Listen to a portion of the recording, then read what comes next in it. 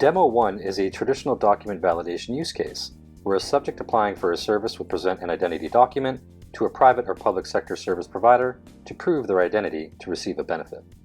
Currently, service providers or relying parties process many enrollment transactions in this fashion, relying on the presentation of one or more physical identity documents.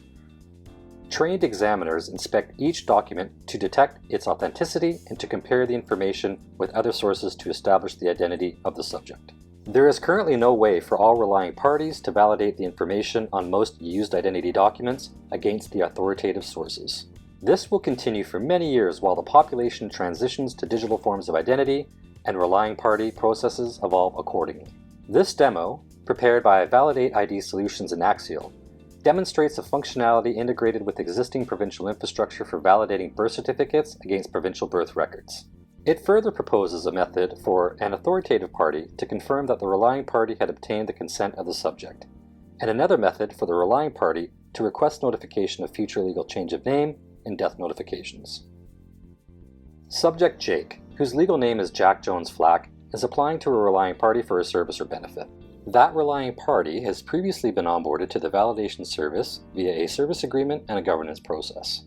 Jake presents his birth certificate and applies to the relying party for a benefit or service. The relying party obtains and records Jake's consent for 1. Validation, and 2. Optional notifications. The relying party sends the validation request to the validation service that then routes the request to the appropriate authoritative party. The authoritative party, Vital Stats, processes the request against its own birth records and responds with a validation receipt. The relying party receives the validation receipt with names and date of birth. Vital Stats can then examine the relying party's copy of consent receipt. The following video shows the relying party employee's use of the validation service. The relying party employee enters the required information such as given names, family name, date of birth, birth registration number, and registration date from the subject's birth certificate, and then submits the relying party request. The system allows the employee to verify the input and confirm that they have documented Jake's consent for this transaction. It also provides a checkbox to set up notifications for future legal change of name and death notifications. The employee then clicks Confirm. The system returns the match result, indicating that the input matches a record of a live person in the provincial birth records. This functionality is meant as an additional tool to aid relying parties to complete their identity proofing processes with greater certainty, relying less on imprecise name matching, and leveraging birth records to establish the legal name of the subject. In fact, the Special Interest Group has recommended that this mechanism be implemented for all physical identity documents and all relying parties that use them, much as has Australia with its DVS system.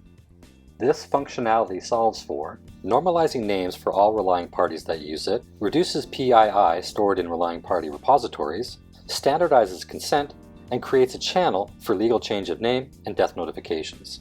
The advantages of this method are: provides pan-Canadian coverage through a central point of service to validate any Canadian birth certificate, leverages existing provincial birth record infrastructure with minimal to no changes and rapid deployment, leverages existing relying party business processes with few changes, and the relying party stores a verifiable validation receipt, not the PII. The challenges of this method are: centralized governance is required for relying parties must be onboarded and managed, and the relying party manages consent of the subject.